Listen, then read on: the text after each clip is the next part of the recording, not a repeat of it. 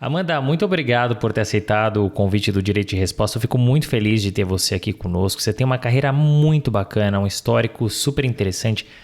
Tem bomba que a gente vai trazer também nesse episódio, então algo inédito. Vai ser muito legal bater esse papo com você. Obrigado por ter aceitado o nosso convite. Eu que agradeço, Renata, a oportunidade de participar do podcast. Eu sou uma ouvinte muito assídua desde o início. Você entrevistou pessoas que são referência na minha trajetória, sejam pessoas que já estão um pouco mais à frente ou contemporâneos meus de faculdade. Então, a Ananda Portes, que você estudou, que você entrevistou, estudou comigo na UFMG, a Bárbara Rosenberg, a Carol Conway, a Leonor Cordovil, são referências na área do antitruste que eu atuo, então elas já estavam ali um pouco à frente de mim, então eu sempre me inspirei nelas, então ouvi um pouco, conhecer a trajetória dessa forma gostosa como você apresenta é muito legal, e eu devo dizer que a vinheta do seu podcast me inspirou para quando eu estava idealizando o meu próprio podcast ali no contexto da UNB, o Direito Empresarial Café com Leite. Eu acho a sua música de introdução deliciosa, agradável, dá vontade de ouvir. Eu acho a apresentação leve, eu gosto de te ouvir, imaginar como que é a Olivia. Então, eu coloquei também a voz dos meus filhos no meu podcast. Então, eu acho que torna esse ambiente mais leve, as pessoas mais humanas. E eu fiquei muito feliz com o seu convite. Veio aí há meses atrás esse convite, a gente já estava com essa data, né, marcada na agenda há muito tempo. E o timing são desses encontros aí que a gente não sabe que a vida vai nos dar, mas foi justamente nessa semana que a gente tem aí uma notícia, né, que eu tomei um passo bastante relevante na minha carreira, na minha vida profissional. Então, eu te agradeço a oportunidade de participar aqui do podcast e estar nesse hall de estrelas que você tem entrevistado. Obrigada. Imagino que eu agradeço, fico muito feliz que você ouve desde o começo que você gosta. Sobre a vinheta, agradecer o Felipe Muxfeld, que é um editor fantástico, brilhante. E olha, quem ainda não ouviu o podcast da Amanda, ouça. Só tem fera, é super bacana e a entrada é deliciosa. Você disse que copiou, que se inspirou, mas passou em muito a minha, tá muito bacana mesmo. Vamos começar então do ponto de partida de sempre aqui do nosso episódio, do nosso podcast, que é sobre planejamento de carreira. Você tem uma carreira que é super estável, é sólida, é muito clara, é muito bem desenhada. Você tem uma dupla formação em comércio exterior e em direito. E majoritariamente a tua carreira ela foi desenhada em órgão público. A gente vai falar um pouquinho sobre cada uma dessas passagens. De alguma maneira essa trajetória ela foi planejada e caso contrário, quais eram seus outros objetivos? Tá ótimo. Eu adoro essa pergunta.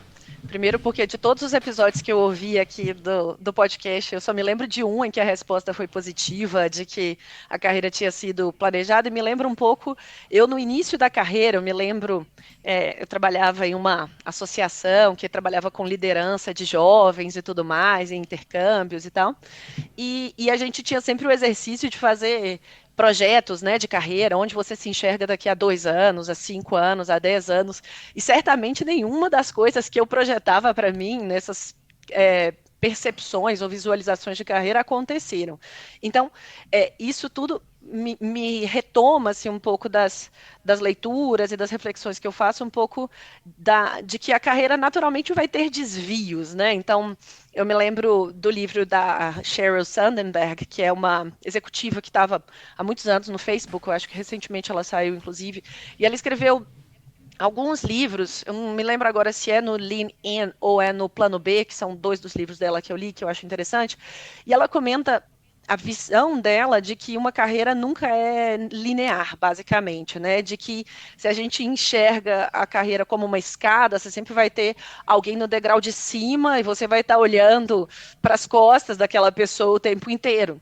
Mas que se você enxergar a sua carreira como tem um brinquedo de criança, para quem vai em parquinho aí, tem filhos pequenos, tem um brinquedo que é chamado de trepa-trepa, ou parece uma gaiola, um labirinto, um domo, onde a criança ela vai subindo e ela vai, né, indo para cima, mas às vezes ela tem que ir para o lado, e às vezes ela tem que se abaixar, descer um degrau para poder ir mais à frente e subir outros. Então, depois que eu vi essa imagem de carreira, eu falei, olha, de fato, tem vários momentos em que a gente vai ter que fazer movimentos que não vão ser necessariamente para cima, mas vai ser movimentos laterais, para baixo, para depois, eventualmente, se for do interesse, né, da proposta da própria pessoa, eventualmente subir. Então, isso tudo para dizer que a gente tem uma série de desvios, e eu também tive uma série de desvios, uma série de imprevistos, e então, respondendo diretamente a sua pergunta, minha carreira certamente não saiu conforme o planejado, porque, né, essa visão inicial que eu poderia ter lá no início das faculdades de Direito e Comércio Exterior, ela não tinha a menor percepção do que eu ia viver, então não tinha como esse planejamento, essa visão dar certo. Então, o que eu posso dizer é que eu sempre refleti muito a respeito dos passos que eu ia dar. Então, eu nunca gostei daquela lógica Zeca Pagodinho de ser, de deixar a vida me levar, a vida leva eu vou vendo aí o que vai acontecer. Não, eu acho que eu tenho que ser a pessoa que vai ter as rédeas da minha própria vida. Se eu não refletir a respeito do meu desenvolvimento pessoal, das minhas características, das minhas habilidades, do que me move, da onde eu quero ir, ninguém vai fazer isso por mim. Então, eu vou fazer isso conversando com mentores, em sessões de terapia, em leituras com a minha família, uma série de pontos. Então, a carreira não foi planejada, mas cada passo profissional ele foi refletido, assim, foi ponderado, foi avaliado, foi pensado, assim. Que foi planejado mesmo foi cursar Direito e Comércio Exterior, essas duas faculdades concomitantemente. Eu venho de uma família de médicos do interior de Minas, meu pai é médico, minha mãe é médica, minhas duas irmãs são médicos, os maridos das minhas irmãs são da área de saúde, então eu tive que lutar muito para fazer Direito. Meu pai, eu me lembro, você gosta de casos, né? Eu me lembro aqui de um caso que meu pai falou assim, Amanda, você vai fazer medicina. E eu falei, não, eu não vou fazer medicina. Ele falou, não, você quer fazer direito? Ok, presta na UFMG Direito, mas eu vou te inscrever para o vestibular para a faculdade de medicina, uma faculdade particular. E você vai fazer o vestibular. E eu falei, você pode me inscrever para o vestibular, não tem problema, mas eu sou muito estudiosa, você sabe, eu sou meio caxias. Então, eu vou saber todas as respostas e vou marcar tudo errado no gabarito. Então, eu não vou correr o risco de passar no vestibular de medicina, porque se eu passar no vestibular de medicina, eu sei que eu não vou nunca mais poder sair dessa faculdade. Então, isso certamente foi planejado, no sentido de fazer a faculdade de Direito e fazer a faculdade de Comércio Exterior juntos, assim. Igualmente, prestar o concurso público foi planejado. Eu tive que me dedicar durante um tempo para estudar para esse concurso full time. O resto, certamente, foi fora do controle, foi um pouco desses acasos / sorte, né? Que depois de muito trabalho eu tive sorte, né? Então, são desses acasos que a vida vai levando, e eu acho que a gente tem a responsabilidade, né, a autorresponsabilidade de tomar os próximos passos, apesar de não ter necessariamente um planejamento dando certo. Não, muito bacana. E é difícil mesmo a gente planejar as coisas. E mesmo que a gente planeje, é muito difícil as coisas acontecerem exatamente como a gente imaginou. Mas eu adorei o caos que você trouxe. Você sabe que eu passei por uma coisa muito parecida. Na verdade, não foi em relação a curso, porque eu tinha definido que eu queria fazer direito, mas eu queria fazer cursinho para tentar uma faculdade dita de primeira linha. E aí minha mãe falou assim, ó, faz a faculdade, presta a faculdade X, não vou citar nomes, que, só para ver como é que você tá. Obviamente que eu passei, né, numa faculdade que ali o pessoal brincava e falava, ó, você deixa ali joga o RG ali na calçada que você entra. Óbvio que eu passei. E aí ela falou, olha, te inscrevi, sua aula começa semana que vem. Eu falei, mas como começa semana que vem? Eu quero fazer cursinho. E foi uma briga em casa, não foi moleza não. Eu montei um dossiê, falei, olha, não vou fazer essa faculdade, vou fazer cursinho. E aí, enfim, ganhei uma das poucas brigas que eu ganhei em casa, mas essa eu ganhei. Eu me lembro da minha irmã me falando recentemente, ela falou, Amanda, com 18 anos você virou para mim e falou, não é isso que eu quero da minha vida, fazer medicina. Olha... E eu falei, e eu não me lembro desse diálogo, mas eu tinha vida, eu vivia a vida dos meus pais médicos, das minhas irmãs cursando residência, eu sabia que aquilo não era o que eu queria para mim. E eu não me lembro desse diálogo, mas ela falando, cara, se você tem tanta certeza, eu vou apoiar você, assim.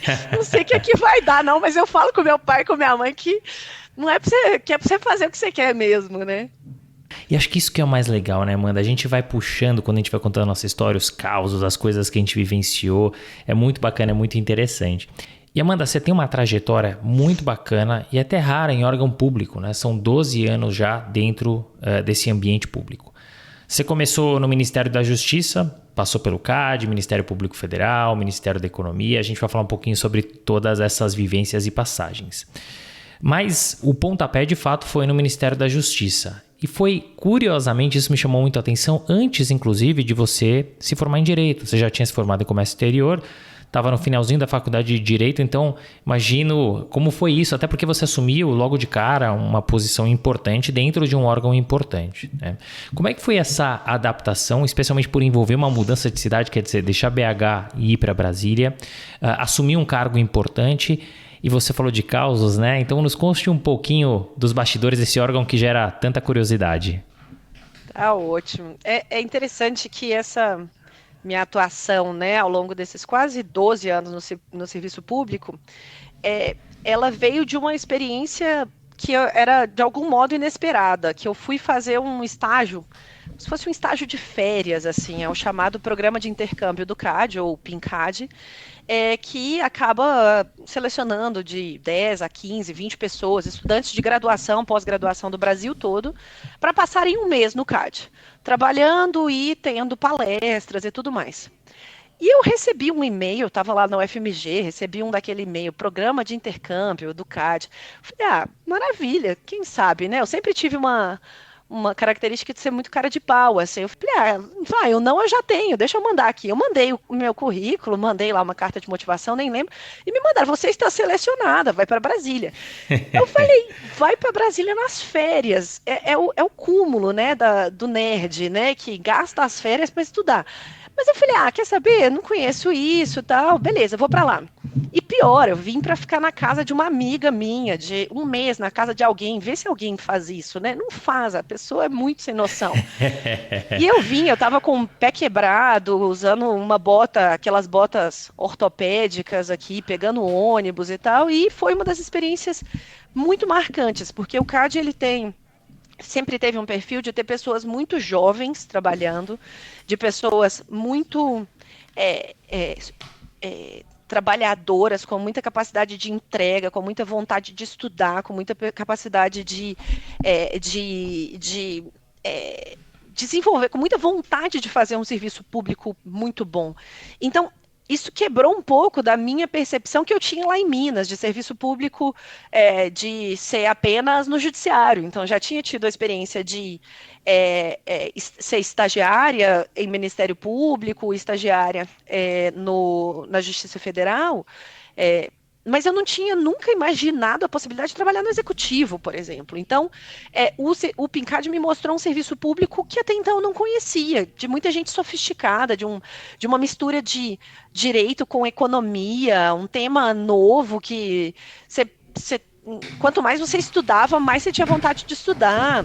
E aí, nesse meio de caminho, eu tive a oportunidade de passar uma temporada no exterior. Então, eu fui para a faculdade de Paris 1, a Panthéon-Sorbonne, e eu passei um semestre lá estudando, e eu fiz uma série de matérias e tal, e uma delas, uma das que mais marcou, era a de Droit de la Concurrence, com a Madame Catherine Pietro, assim, uma professora super, super formal, que tinha lá um auditório para 300 pessoas assistindo a aula e tal. E eu achei incrível, apesar da metodologia ser uma metodologia diferente da que eu gosto e que eu acabo aplicando na minha vida como professora, mas foi muito bacana, foi uma experiência maravilhosa. E voltando para o Brasil, eu falei, cara, eu quero trabalhar com isso, gostei, esse bichinho do direito da concorrência me picou, deixa eu pesquisar onde que eu posso trabalhar com isso. E eu encontrei um escritório em BH que atuava com direito empresarial e tinha alguns casos de concorrencial.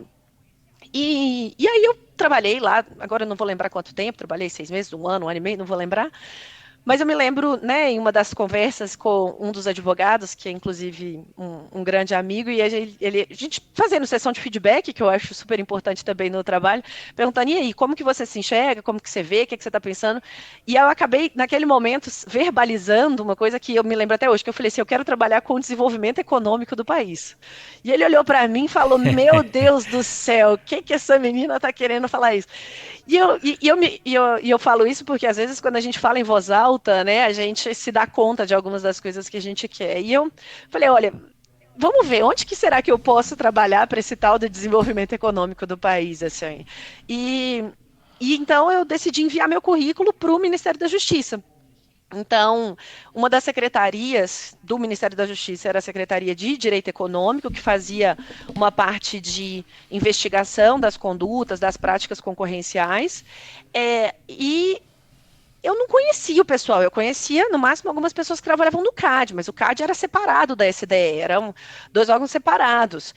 E eu falei, vai que, né? Mas eles viram que eu tinha feito PINCAD e tal, e por alguma bênção divina, eu fui convidada a assumir esse cargo em comissão, então eu vim sem nenhum vínculo, né, de servidora pública concursada para Brasília, era um DS2, então era um cargo que era um cargo de chefia, mas era um cargo que era utilizado para atrair pessoas jovens com muita vontade de trabalhar, com algum tipo de conhecimento teórico a respeito disso, e é isso, vontade de fazer diferente. Então, até hoje eu fico pensando como é que eu tive coragem de sair de BH para cá. Graças a Deus eu fiz isso, porque acabei conhecendo meu marido aqui em Brasília também, então tive oportunidade de viver. Eu já morava não na casa dos meus pais. Meus pais moram no interior de Minas, então desde os 14 anos eu já fazia colégio e eu não morava lá com os meus pais, então eu já estava morando sozinha em BH desde os 14 anos. Claro que como uma pessoa me ajudando. Mas vir para Brasília, né, num estado diferente, procurar uma kitnet para mudar e tudo mais, então é todo um processo, né, que eu acho que me moldou a ter uma autonomia, a ter uma capacidade de resolução de problemas, que eu acho que é bem relevante, assim. E teve isso, de ir e voltar para BH para fazer prova, para assistir aula, então eu ainda não estava formada no direito, eu já estava formada em comércio exterior. Foi um dos períodos mais memoráveis assim que eu tive na vida. Pessoalmente foi delicioso, profissionalmente foi muito desafiador, porque a gente tinha investigações de cartel, investigações de casos de exclusividade, casos de direitos autorais de músicas, temas de pesquisas novos. Então, eu cheguei sem conhecer ninguém. Eu mandei meu currículo e eu não conhecia ninguém. Estava no período de transição de governo.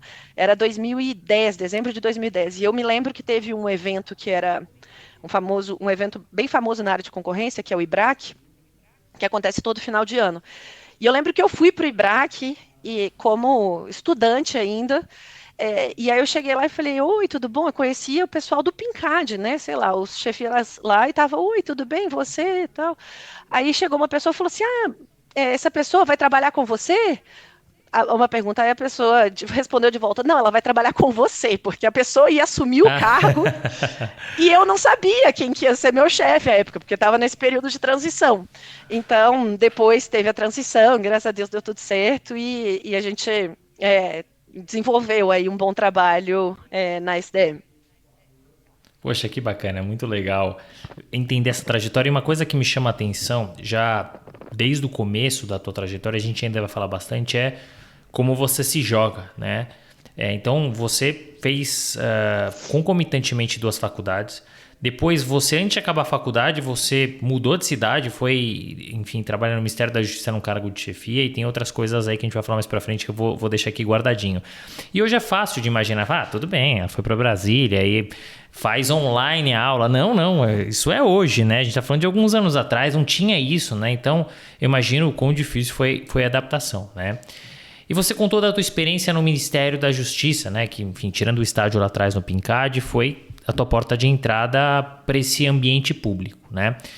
Mas, e aí eu vou pedir para você contar também um pouquinho da história do concurso, porque você passou em 2013, né? Salvo engano, ou um pouco antes e depois assumiu em 2013, um cargo no Ministério da Economia, que hoje o Ministério da Economia tinha uma outra nomenclatura, né? E de lá, depois você acabou indo para o CAD, né? Que é o Conselho de Administração de Defesa da Economia, trazendo aqui para as pessoas, como chefe de gabinete da Superintendência Geral e como coordenadora do programa de leniência antitrust, né?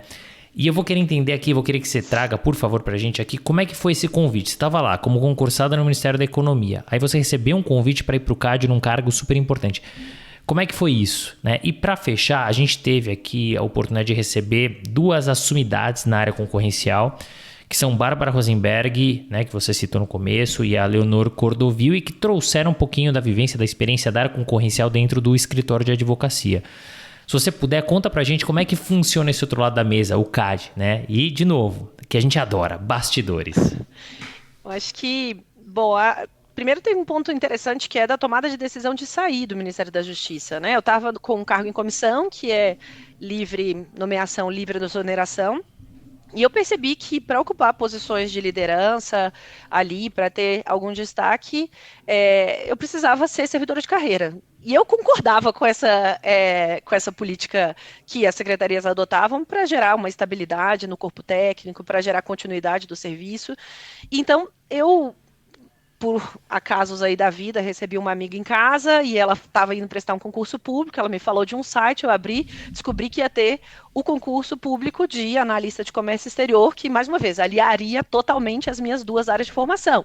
Então, poderia trabalhar com o comércio internacional, no Ministério de Desenvolvimento. Então, olha o desenvolvimento econômico lá atrás do meu estágio. E aí, né, eu falando. Então, poderia, eventualmente, trabalhar com aquele danado desenvolvimento econômico que eu queria. Então, eu decidi sair do concurso do Ministério da Justiça para estudar 100% focada ali no estudo para o concurso, para não desviar ali com o trabalho, né, o meu tempo de trabalho. Mas nesse meio do caminho a gente já conversa um pouquinho mais, mas eu estava também prestando, eu tinha sido aprovada no mestrado na USP, então eu acabava tendo que ir voltar em Brasília e São Paulo para fazer o mestrado. Então eu tinha, vamos dizer, uma justificativa externa, né? Não, eu saí porque eu estou cursando mestrado, mas eu estava, na verdade, fazendo os dois, fazendo mestrado e estudando para o concurso. E eu tive aí a alegria de ser aprovada e decidi trabalhar inicialmente numa área que para mim era a área mais interessante do Ministério, que era a área de negociações internacionais. Então, eu fui trabalhar diretamente com um projeto que era dos Acordos de Cooperação e Facilitação de Investimentos, os ACFIs, e quando eu estava lá, ali, então, o estudo para concurso foi 2013, eu fui aprovada no mesmo ano, eu estava no mestrado ainda, e aí eu tomei posse no concurso em 2013. E aí, em 2013, veio justamente o concurso para voltar para o CAD. Então, algumas das pessoas com quem eu tinha trabalhado, seja no CAD, seja na SDE, que eu tinha tido, né, interlocução, falaram, não, a gente vai confiar nessa pessoa, vamos convidar ela para assumir esse cargo. E eu acho que um ponto que é interessante, por muitas vezes eu converso com algumas outras pessoas, e isso vale para mim também, a gente às vezes fala assim, nossa, por que a pessoa está me convidando para ocupar essa posição, ou porque será que eu sou realmente boa, né? Que é o que as pessoas denominam de síndrome de impostor, né? E eu sempre falo, se você não acredita em você, acredita na pessoa que está te fazendo o convite, entendeu? Então, naquele momento, eu falei, eu vou acreditar na pessoa que está me fazendo o convite e vou trabalhar para fazer dar certo. Então, se ela está acreditando que eu dou conta, eu vou dar conta também mesmo. Então, eu entrei ali no CAD em um momento que era de transição da nova lei, então a lei 12529 de 2011 entrou em vigor em 2012, então em 2013 a gente já tinha ali a nova estrutura do CAD, consolidando as duas secretarias que antes tinham atuações separadas dentro da mesma estrutura, e eu entrei em um contexto extremamente conturbado, de muitas atividades. Tinha acabado de ter a busca e apreensão, uma das maiores buscas e apreensões de cartel em licitação no Brasil à época. Então, a gente foi participar, analisar documentos de busca e apreensão, ao mesmo tempo que eu negociava os acordos de leniência, que à época existiam, mas não eram tantos quanto depois vieram a ser. Então, minha equipe, pra você ter uma ideia de quantidade, assim, quando eu entrei, minha equipe era de 2 pessoas. E em 2014, né, e 15, com a Lava Jato, a equipe foi para 11 pessoas. Então, foi um desafio pessoal, um desafio de gestão de pessoas, um desafio de interlocução. Então, acabava tendo que viajar para conhecer procuradores da República, promotores de justiça, servidores da CGU, da AGU, de outros órgãos, para implementar para assinatura dos acordos de leniência, esse novo acordo de leniência anticorrupção que tinha acabado de surgir. Então, foi um período muito bom, assim, um período de muito desafio, de muito trabalho, mas ao mesmo tempo um período que toda a nossa equipe, assim, que trabalhou ali, a gente tem um carinho enorme um pelo outro. A gente fala, se Deus quiser, um dia a gente vai trabalhar juntos, assim, de novo, porque era um período em que as pessoas, todo mundo confiava muito um no outro, se entregava muito um ao outro.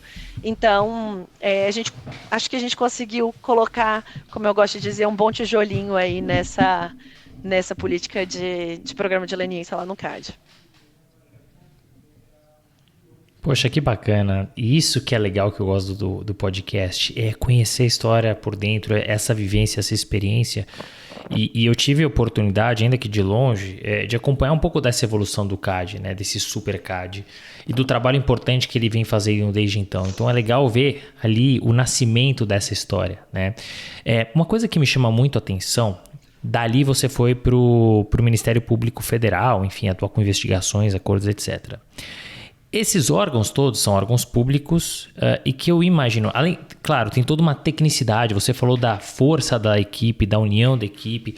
Lá atrás falou, quero ser concursada porque nos cargos de liderança estão as melhores pessoas e que tem uma técnica super apurada.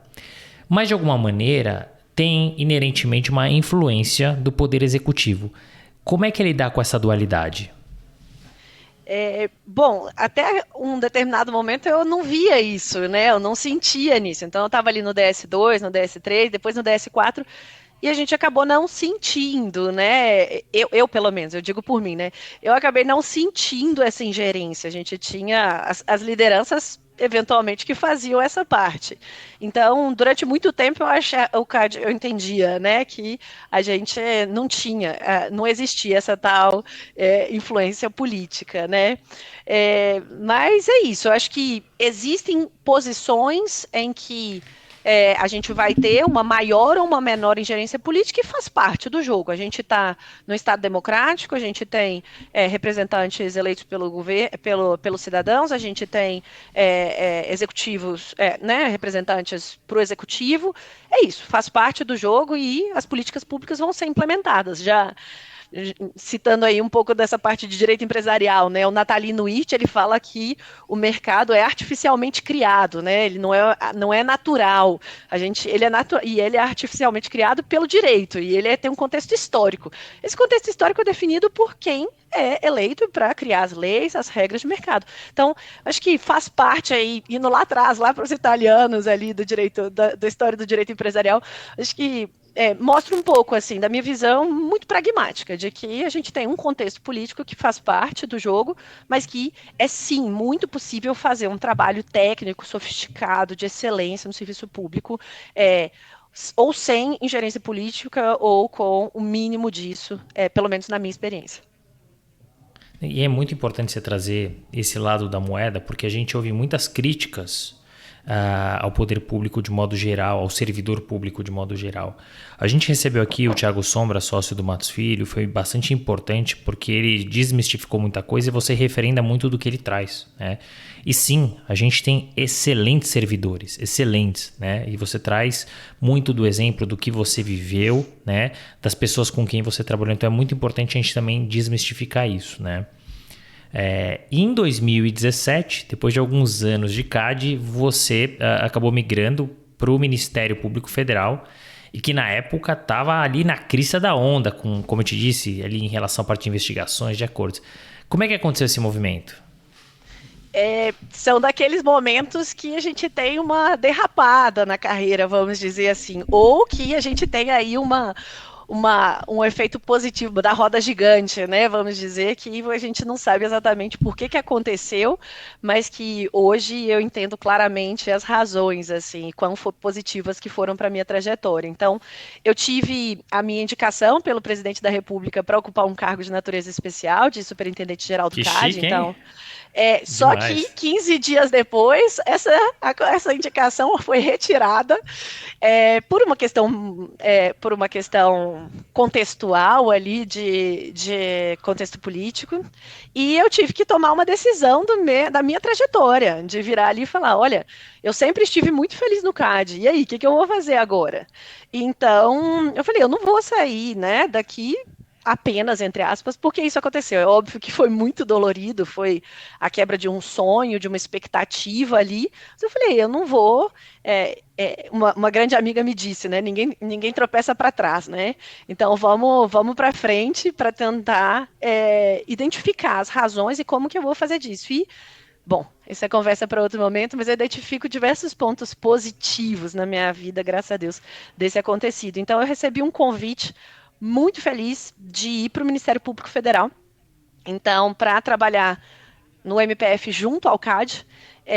Então, eu continuaria a trabalhar com o direito da concorrência, mas eu passaria também a atuar em investigações criminais, na parte de cooperação jurídica internacional, na parte de crime de colarinho branco, que era uma parte que eu sempre tive interesse, mas é que eu não tinha a oportunidade de trabalhar. Então, aí já foi uma primeira coisa muito positiva desses desvios aí de trajetória. Nesse período eu tive a oportunidade, fui convidada, né? Como eu já tinha saído do CAD, eu fui convidada para dar um treinamento, por exemplo, no Banco Central sobre acordos de leniência, dada a minha expertise nesses 5 anos lá no CAD. Nesse período, foi um período delicioso da minha vida. Eu comecei a escrever meu livro, que é o Manual dos Acordos de Leniência do Brasil. Eu fiquei grávida, eu vivi meu período grávida lá, eu tive minha primeira licença maternidade. Então, tenho como um período muito quentinho, assim, no meu coração, esse período de Ministério Público Federal, depois de um período um pouco conturbado, assim, da trajetória também. Mas é muito interessante você trazer isso, porque eu sempre digo, as coisas elas acontecem como tem que acontecer, né? E naquele momento, talvez quando o convite foi retirado, enfim, por questões que independiam de você, eu imagino a dor que não tenha ficado, né? E a gente fala, pô, a porta fechou, bateu na cara. Mas outras várias se abrem. E você trouxe alguns exemplos aqui, né? Poxa, você falou, foi um momento delicioso que eu vivi. E se o convite não tivesse sido retirado, né? Como é que teria sido? Né? Então, por isso que eu digo, uma porta que se fecha, várias outras que se abrem. E olha quanta coisa bacana que você vivenciou, né?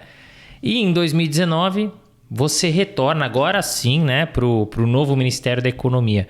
Como é que se deu esse movimento e o que era o teu dia a dia ali nesse ministério? Beleza, foi totalmente inesperado, mais uma vez, nada planejado, então eu não imaginava que eu iria voltar para o Ministério da Economia. Achei que eu ia continuar no Ministério Público Federal durante mais algum tempo, a vida estava muito boa lá, fazendo parecer, tinha maternal no prédio do trabalho, estava amamentando. Então, assim, aquele período que você fala, cara, claramente eu vou continuar aqui, mas não, né? A pessoa continua fazendo coisas diferentes. Então, 2 dias depois de voltar da licença maternidade, ali era janeiro de 2019, eu recebi uma ligação de uma pessoa que eu não conhecia, que tinha sido, então, selecionado para ser o novo secretário de Comércio Exterior do Ministério da Economia. E, então, mais uma vez, eu não conhecia, ele é um professor da área, é um economista, e tinha tido a recomendação do meu trabalho por algumas pessoas, e me fez o convite, o que eu achei assim, interessantíssimo, porque é isso, né? Ele confiou nas recomendações que as pessoas fizeram para ele, e era um baita desafio. Quando eu fui, né, depois que eu passei no concurso para aquela área de negociações internacionais, a grande parte da minha turma, então eram 200 servidores à época entrando, ou 180, 150, alguma coisa assim, era muita gente. Mas, tipo, metade de toda a equipe foi para uma área que era a área de defesa comercial no Brasil. Então, é uma área que faz investigações internacionais de práticas relacionadas à importação e exportação. Então, são práticas chamadas de dumping, de subsídios e de surtos de importações que causem dano, que resultam em salvaguardas. Então, as, meus colegas de concurso entraram naquela área e eu ouvia o pessoal falando de toda a tecnicidade, de todo o trabalho, como era previsível o trabalho. E eu falei, gente, se algum dia, né, eu voltar para o Ministério da Economia, eu quero voltar para esse lugar. E eu me lembro de verbalizar isso uma vez em voz alta. E eu, mais uma vez, sou adepta a falar em voz alta algumas coisas para a gente marcar. E quando esse convite veio, eu falei, cara, eu falei em voz alta, o mundo me ouviu, assim, porque eu achava que é isso, entender um pouco do próprio perfil, eu gosto de processo, eu gosto de coisas com início, meio e fim, eu gosto de ter entregas, eu gosto de saber que algo começou, ter alguma previsibilidade. Então, eu falei, poxa, é o convite que eu sempre esperei, esse convite para entrar na área de defesa comercial e com um desafio adicional maravilhoso, porque nos últimos anos, desde 16, 17, 18, a gente tinha um embate entre dois ministérios, era o Ministério de Desenvolvimento, Indústria e Comércio, que tinha a área de defesa comercial, mas a gente tinha o Ministério da Fazenda, então, que tinha uma área de interesse público, que era uma área separada, em que as duas áreas tinham posições antagônicas, completamente antagônicas, e eles disputavam as decisões perante o Conselho de Ministros. Então, nessa reorganização do Ministério da Economia, essas duas equipes que não se conversavam, era o Fla-Flu, que eu gosto de brincar, que não se conversavam, que não se bicavam, passaram a ser parte da mesma subsecretaria, e eu tive que absorver essas duas equipes, fazer a aterrissagem de duas equipes ao mesmo tempo que a minha aterrissagem, trabalhar com processos com prazos que estão em curso, que não podem mudar, é prazo de decreto, então 15 dias, 20 dias, tem mais, o prazo máximo da investigação é 10 meses, 12 meses, então acabou, não existe isso de, não vou tomar a decisão, não existe isso, tem que tomar a decisão já foi feita pela equipe, eu tenho 10 dias para tomar a decisão, acabou, vai assinar, não existe essa opção. Então, foi um momento muito maravilhoso de aprendizado. Foram 3 anos ali na subsecretaria. Uma das equipes mais sofisticadas que eu já conheci na minha vida, que consegue chegar assim no detalhe, planilhas e planilhas de Excel, então, contabilidade na veia, então, me trouxe uma série de habilidades de gestão, porque minha equipe, eu passei a ter 50 pessoas na equipe, e a gente tinha 4 coordenações gerais, mais um gabinete, então era uma equipe muito boa. Consegui, felizmente, atrair aí uma série de servidores ao longo desses 3 anos que vieram a compor o time.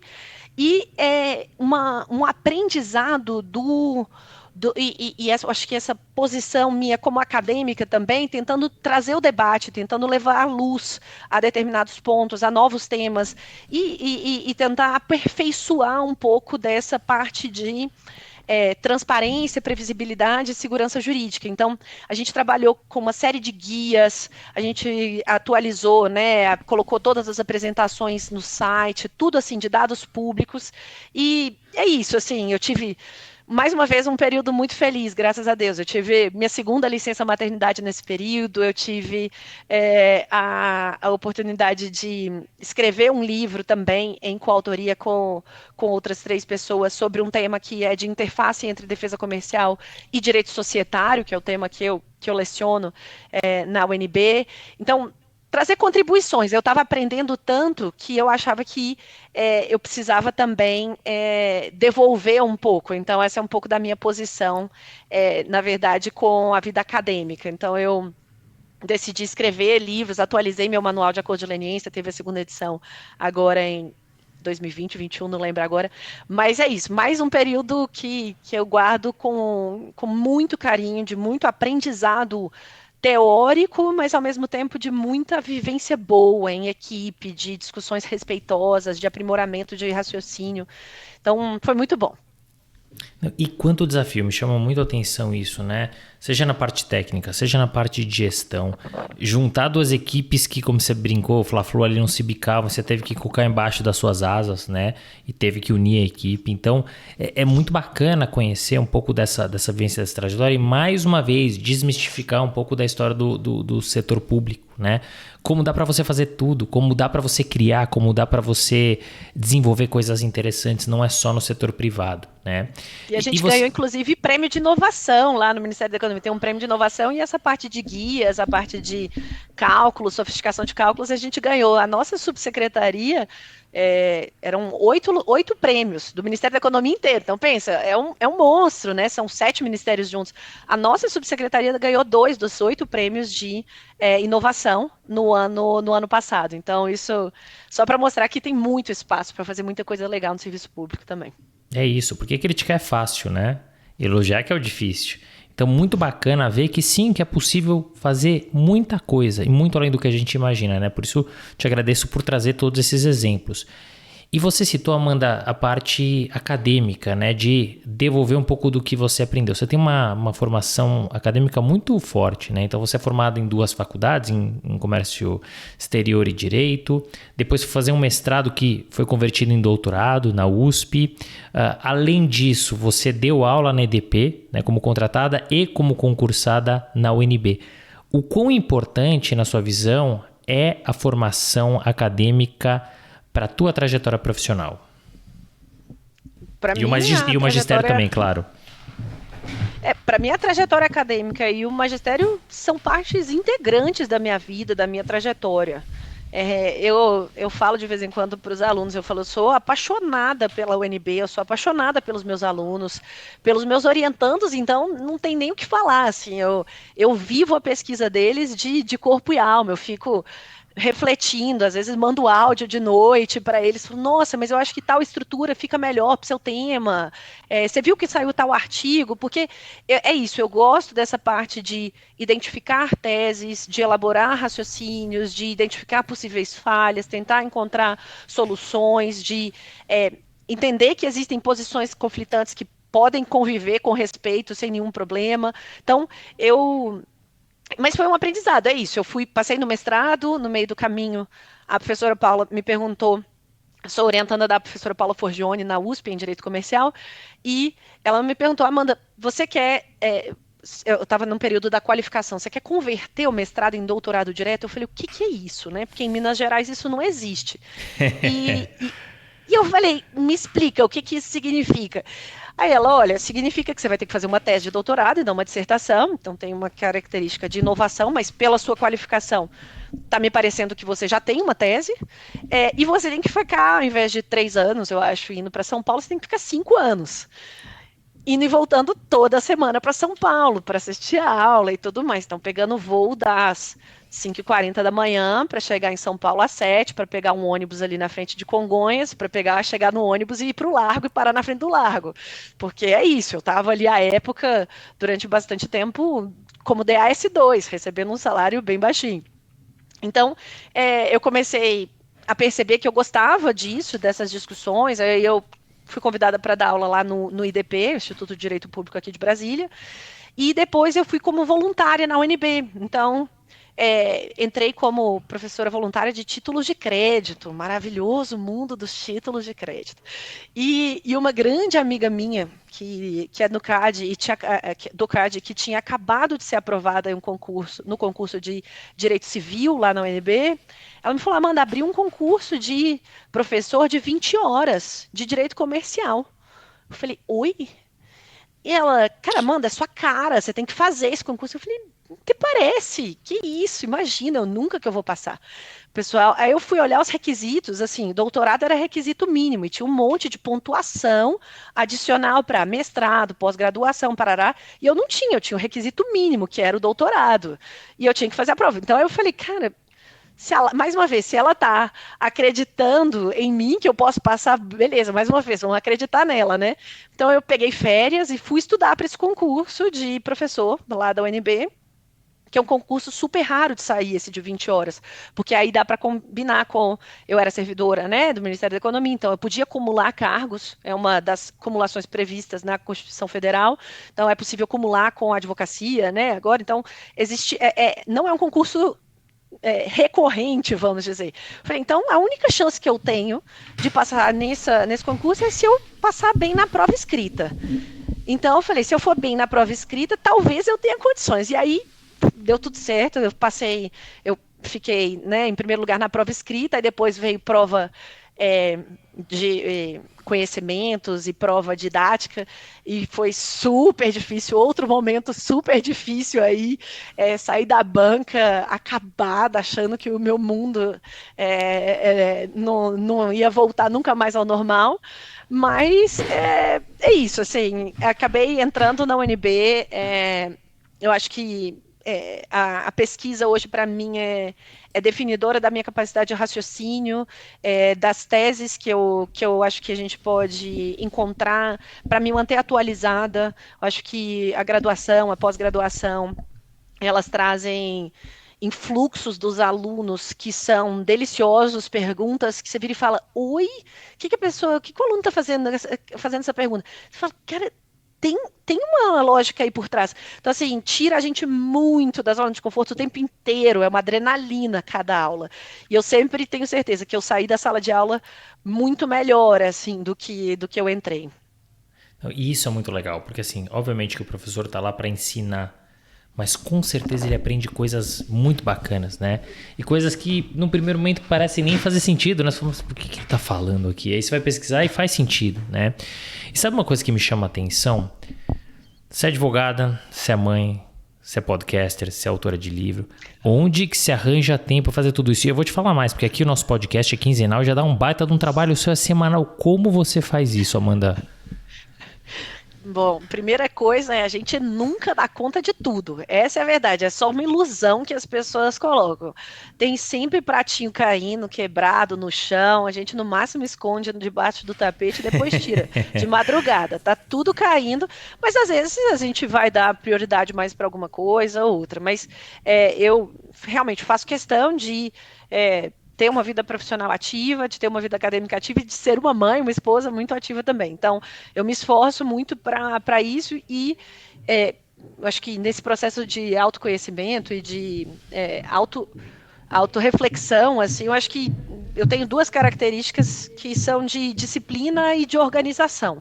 Então eu realmente eu não tenho problema em acordar cedo para fazer academia, para ter endorfina no meu corpo, para ter energia, para pegar meus meninos e levar para a escola, para poder ir para dar aula no UNB e preparar antes. Então eu sou muito organizada, então eu preparo todas as aulas do semestre, todos os podcasts durante as férias. Então eu não vou conseguir fazer isso.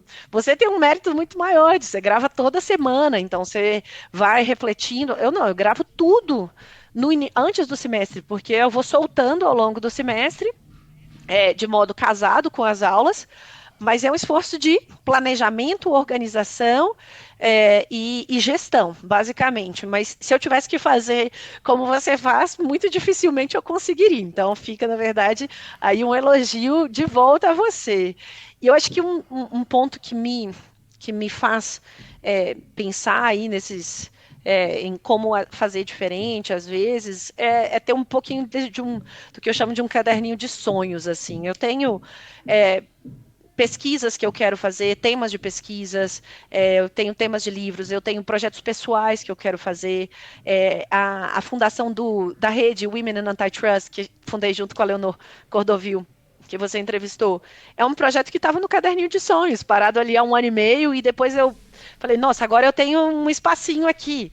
E, poxa, Leonor, o que você acha disso? A gente tem uma outra cofundadora, que é a Juliana Domingues. Então, o podcast mesmo, eu falei, nossa, peraí, pensar em maneiras diferentes. Aí tinha maneiras diferentes de apresentar o conteúdo jurídico para os alunos. E aí eu fiz um curso nos Estados Unidos que a gente teve que fazer um podcast. Então, falei, putz, tem muito podcast voltado a temas. Então, temas atuais, mas eu quero bibliografia. Eu entendo que os alunos precisam conhecer os autores, que é uma coisa que eu, por vezes, não tinha na UFMG. Eu não conhecia quem eram os autores, eu não sabia qual era a formação deles, de onde eles vinham, o que eles escreveram naquele artigo, por que tal artigo é tão importante. Então, eu falei, cara, eu acho que isso vai ser legal para os alunos. Então, assim, eu tenho essa visão de que, sei lá, se a gente se entrega 100% naquela atividade, naquele período de tempo que você está fazendo, talvez o resultado alcance e ter a percepção de que o ótimo é inimigo do bom. Então, sempre seguindo a possibilidade de fazer o bom, que eu acho que no final, se bobear, a gente não vai ser tão exigente e aquilo ali pode ter uma percepção de ser melhor do que a gente está olhando. E é isso, ótimo conselho, porque o ótimo é inimigo do bom mesmo. Então, começa a fazer as coisas. Depois você vai aprimorando, desenvolvendo, melhorando. Mas faça, acho que esse é o ponto de partida. Se você não começar e ficar com essa de tem que ser perfeito, nunca vai sair do lugar, né, o teu projeto. Tem uma, Amanda, você uma tem frase... uma... Desculpa, só porque dessa parte tem uma frase que fala: se você não tiver vergonha do primeiro artigo ou do primeiro trabalho que você fez na sua vida profissional, você começou tarde demais a fazer algumas coisas, né? A se colocar a cara. Então, assim, que eu morra de vergonha do primeiro artigo que eu escrevi na faculdade. Realmente morro de vergonha. Mas faz parte, foi a partir dele que eu comecei a escrever outras coisas. Mas você sabe que é muito curioso, porque o nosso episódio é o 57º, né? Eu tenho vergonha de ver o primeiro por minha conta, não por conta do Daniel, que é o convidado que brilhou e fala super bem. Mas eu falo, meu Deus do céu, aí você vai vendo que você vai ouvindo cada episódio, você vai vendo que vai aprimorando, porque você vai fazendo, vai aprendendo, vai desenvolvendo, né? Mas muito, muito bom conselho. Amanda, você tem uma trajetória acadêmica bastante sólida. Você é professora na UNB, que é uma das faculdades, sem dúvida, não mais renomadas do Brasil, é da América Latina. Qual que é a tua visão sobre o ensino jurídico no país? Olha, eu acho que já dá para perceber um pouco do meu entusiasmo com relação a tudo que eu faço, e eu sou certamente uma otimista. O Cortella tem uma frase que eu adoro, que ele fala que que é muito cômodo ser pessimista, porque a pessoa fica parada, esperando as coisas darem errado, porque ela já sabe que vai dar errado.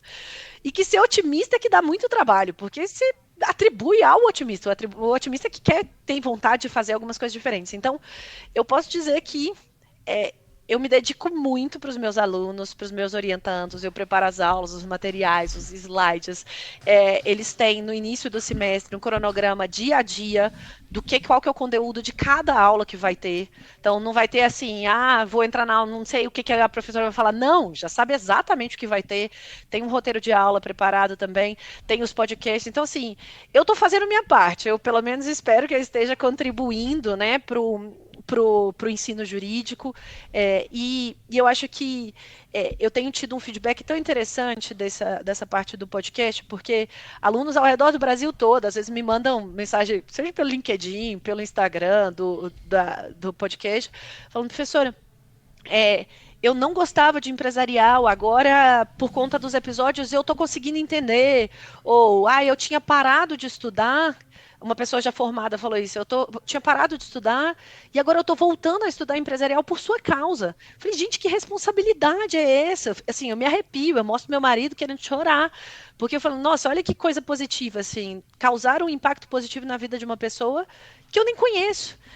Então, assim, eu sou uma entusiasta, uma otimista. Eu acho que, é claro, tem muitos pontos para melhorar, mas eu espero estar, mais uma vez, colocando meu tijolinho aí para contribuir.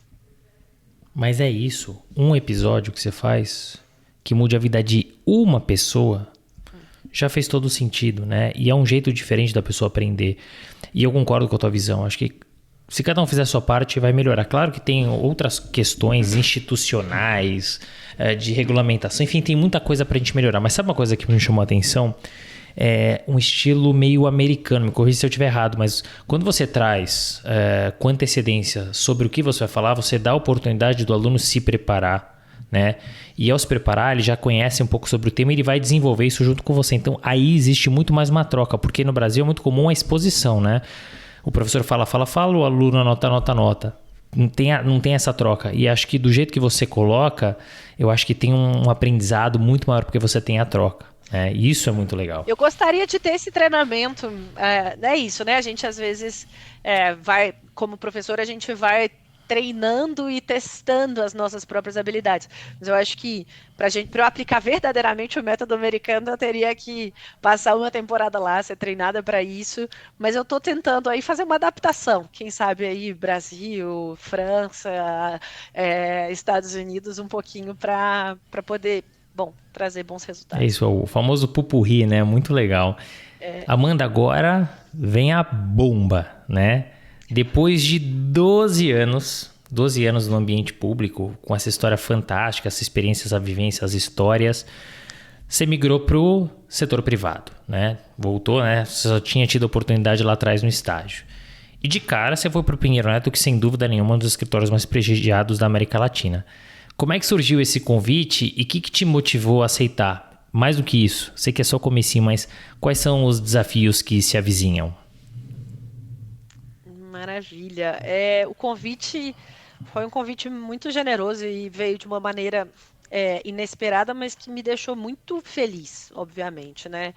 É, e nesse processo de reflexão, voltando um pouquinho do que você mencionou no início, né? De ser dona da minha própria carreira, né? De refletir sobre a minha própria trajetória, eu comecei a perceber que eu, no serviço público, estava chegando, de algum modo, muito próximo ao limite que eu poderia ocupar diante do meu perfil, que é um perfil mais técnico, que eu não queria, neste momento, pelo menos, exercer outras habilidades necessárias para ocupar cargos mais elevados na administração pública, que demandam aí outros tipos de habilidades, e eu optei por não seguir esse caminho. Então, eu estava percebendo que ali eu ia ter, ou né, fazer mais uma vez movimentos laterais, movimentos para baixo, eventualmente até para cima também, mas que em um dado momento os desafios talvez não me deixassem tão animadas. E aí eu tinha direito aí para pelos anos de serviço público a tirar uma licença de 3 meses, né, que era para estudar, e eu decidi colocar meu plano de 3 anos em 30, né? Igual 5 anos em 5, 50 anos em 5, né? JK, Amanda aqui, 3 livros em três Amanda meses. Foi minha Kubitschek. meta. Não, nem tanto. Jamais falaria isso, mas só pela analogia. Mas 3 livros em 3 meses foi minha proposta inicial, maluca, ao longo desses 3 meses para fazer alguns cursos também. E aí eu fui refletindo sobre a trajetória e aí hoje entendi que o convite do Pinheiro Neto era o passo que eu tinha que dar na minha trajetória. No serviço público eu teria que sempre escolher a área que eu ia trabalhar. Então, eu trabalhei no CAD, eu trabalhei com concorrência. Depois, eu trabalhei no MPF, então, eu trabalhei com concorrência, mas com anticorrupção e tudo mais. Depois, eu fui para o Ministério da Economia e trabalhei com comércio. Mas eu mantinha essas outras áreas ativas na minha vida pela vida acadêmica, porque eu sempre gostei de escrever. Mas eu nunca podia atuar nos 3 ramos, né? Então, quando o convite veio para ser consultora, né, para atuar nessas 3 áreas e deixando claro que eu vou atuar em comércio internacional apenas em 2023 para cumprir, né, um prazo aí também de distanciamento, né, da própria equipe, por, né, um respeito também ao tempo de serviço público.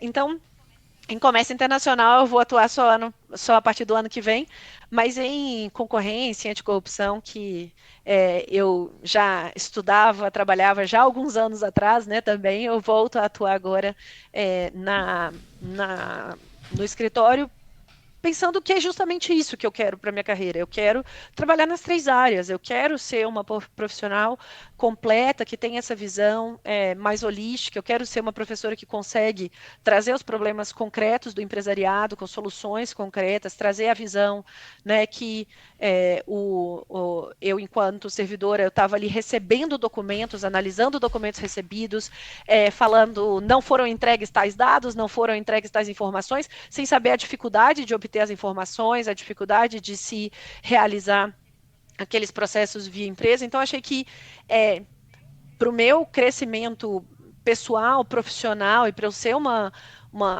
para eu ter essa visão mais completa, eu precisaria fazer esse movimento. E o fato de ter sido, né, o convite vindo do Pinheiro Neto, para mim foi decisivo, porque os escritórios mais tradicionais, 80 anos, com uma seriedade, uma posição muito ética, de muito respeito, de muita segurança, o fato de conhecer os sócios, né, que atuam nessas áreas, nessas 3 áreas, de ter uma incrível admiração por eles também ao longo dos anos. Então, isso me fez refletir e tomar decisão. Obviamente não foi fácil, porque sair do serviço público é abrir mão de uma segurança, né, de uma estabilidade. E eu me lembro do episódio do Thiago Sombra também comentando um pouquinho da decisão dele a respeito disso. E a Cristina Junqueira mesmo, do Nubank, né, ela sempre fala que a decisão mais importante da vida que a gente tem é o casamento, porque isso vai ter repercussões na sua família, nos filhos, e graças a Deus estou muito convicta da minha decisão do casamento. O que ela fala que na decisão de carreira, muitas vezes a gente vai ter mais de uma carreira na nossa vida. Então, ela já está na 3ª carreira, ela comenta isso por vezes. Então, é isso, eu quis dar esse passo para ter aí a minha 2ª carreira como advogada, aliando, né, nessa posição de consultora, aliando a advocacia com a academia, que é um ponto relevante para mim, que também é uma das razões desse convite ter chegado. E é isso, acho que espero conseguir, com a experiência, né, tanto no setor público, quanto na academia, quanto, né, nessa interlocução, trazer melhores soluções, tentar encontrar caminhos, exercer mais uma vez a minha vulnerabilidade, me tornar uma pessoa melhor, uma profissional melhor, uma professora melhor. E é muito legal, é o famoso win-win, né? Você tem ganho dos dois lados, né? De um lado, o Pinheiro Neto ganha por trazer uma pessoa altamente qualificada, competente, que tem a vivência do ambiente acadêmico e do órgão público. E de outro lado, ganha você por conhecer um pouco mais do setor privado, né? Tá mais perto, né, do empresariado, do direito empresarial no dia a dia. Isso é muito legal, né? Então, e talvez até por isso, Amanda, a gente vê, ainda não é um volume muito alto, mas a gente vê de forma um pouco mais corriqueira esse movimento, né, de gente saindo de órgão público e vindo para o ambiente privado, gente concursada, como é o teu caso, como é o caso do Thiago Sombra, e também vem trilhando uma carreira muito bacana lá no Matos Filho, né? Amanda, você falou que não planejou a sua carreira, mas ela tá super bem desenhada. Você se arrepende de algo que você tenha feito ao longo da sua trajetória e até onde que você quer chegar? Me arrepender, eu acho que só de ter feito coisa demais às vezes. Eu me lembro durante o intercâmbio em Paris, que eu fiz estágio na Câmara de Arbitragem na Câmara de Arbitragem da CCI. E foi ótimo, porque, poxa, eu tive uma experiência de estágio em Paris, legal demais. Mas às vezes eu falo, cara, pelo amor de Deus, eu tinha que ter parado no Champ de Mars e tomado vinho às 3 da tarde, entendeu? Assim, curtido, né? Às vezes um pouco. Então, às vezes nessa vontade de fazer e de aprender aí no início da carreira, às vezes eu acho que eu fiz muitos estágios, muitas coisas que eu eventualmente não poderia não ter feito. Mas é isso, eu nunca sei se o fato de ter feito algum desses estágios é que me habilitou para alguma outra posição, então arrependimento não. Certamente tive aí uma série de tropeços, muitos deles dolorosos, mas eu agradeço a cada um deles porque me permitiram chegar aqui onde eu estou hoje. Eu estou, graças a Deus, muito feliz e muito, muito serena com aonde eu estou, que é realmente onde eu queria estar. Erros são importantes, tropeços são importantes porque a gente aprende e melhora, né? E você trouxe um ponto importante. É melhor a gente arriscar e se arrepender de algo que a gente arriscou, ou seja, faça. Se arrependeu, paciência, não faz mais. Mas do que ficar remoendo, sabe? Poxa, mas se eu tivesse feito aquilo? E se eu tivesse feito aquilo? Né? Então, interessante que você fez. Talvez você tenha aberto mão de coisas importantes que você teria vivido, mas tudo isso te trouxe até aqui, né? Então, acho que talvez aí entre erros e acertos, muito mais acertos, né? Não é à toa que você está onde você está, né? Amanda, assim, você é uma referência na área concorrencial, sem dúvida nenhuma, então eu queria trabalhar aqui um tema com você, né? Porque a gente vê um expressivo avanço tecnológico e que mudou diversos mercados, por exemplo, o financeiro, né? É claro que impactou na nossa legislação, a gente fala lá do Open Finance. Você entende que a legislação concorrencial ela acompanhou essa evolução? E até por falar em mudanças e alterações, o que você acha que mais evoluiu no cenário jurídico nacional quando a gente pensa em antitrust e quais são os próximos desafios dessa área? Maravilha. Eu acho que a gente tem. Eu tenho uma posição que eu já escrevi e costumo mencionar isso, que eu acho que o antitrust no Brasil ele vive três ondas, vamos dizer.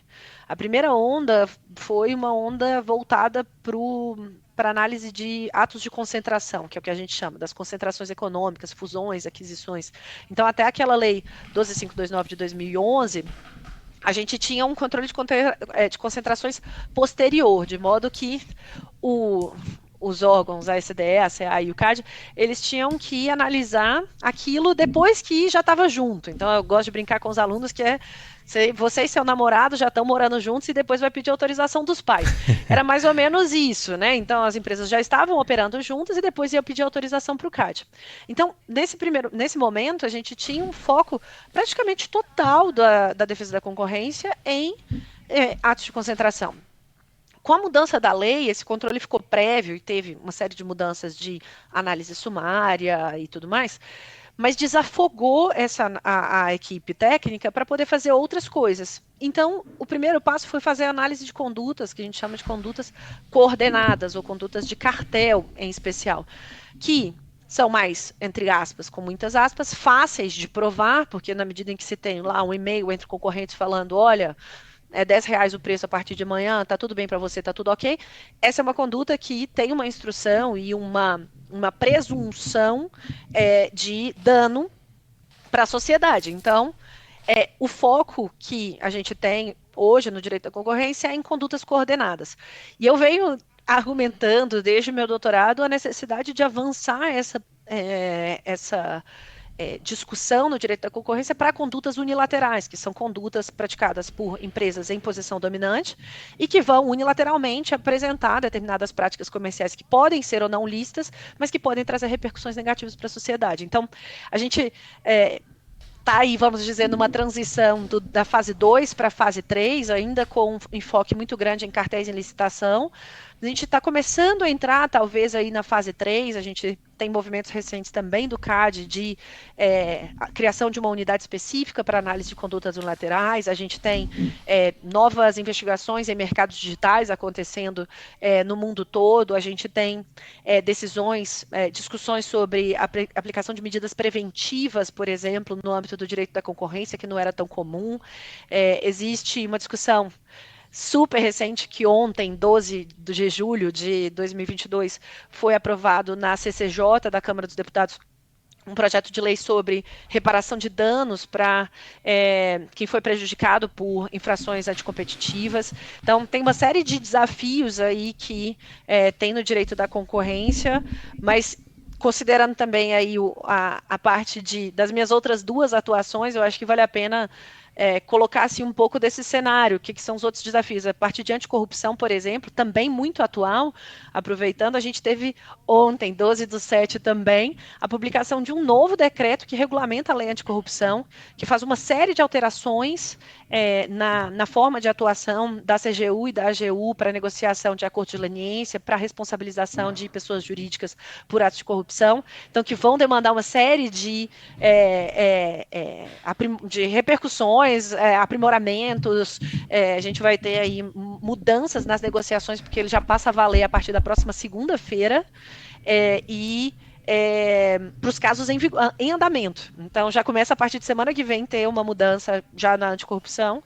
E na parte de comércio, a gente tem aí uma mudança também relacionada à Organização Mundial do Comércio. A gente tinha uma discussão sobre paralisia do órgão de solução de controvérsias do OMC, sobre a incapacidade da OMC de criação de novos acordos multilaterais. E a gente teve um resultado recente agora com a última ministerial, com a celebração do acordo de subsídios à pesca, outros acordos de compras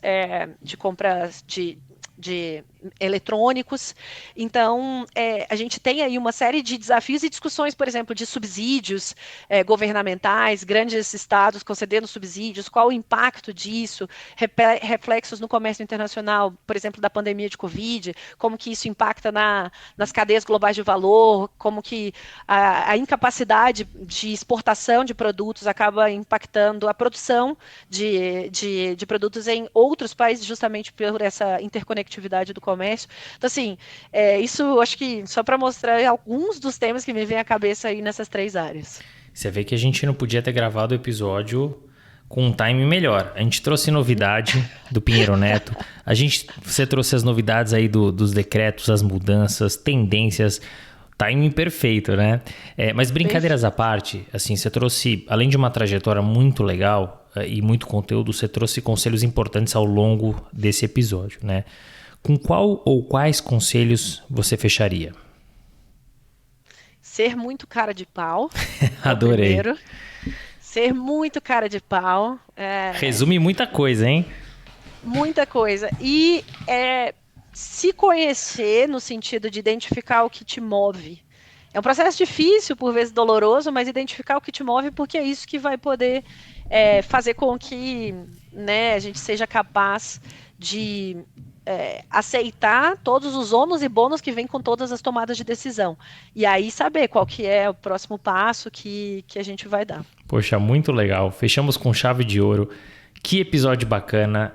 Eu adoro entrevistar professor, adoro, né? Porque adoro entrevistar todo mundo, adoro entrevistar, mas entrevistar professor, eu falei pro Thiago, enfim, falei para outros professores que a gente recebeu aqui, é diferente, né? A forma como a história vai sendo contada. E eu queria te agradecer pela tua generosidade, Amanda. Assim, a sua história ela é muito rica, ela é muito bacana. Por si só, ela já traz diversos conteúdos e você trouxe tendências, novidades, inovação, bastidores. Foi muito legal. E eu já quero deixar o convite aqui para todo mundo que ouve o Direito de Resposta.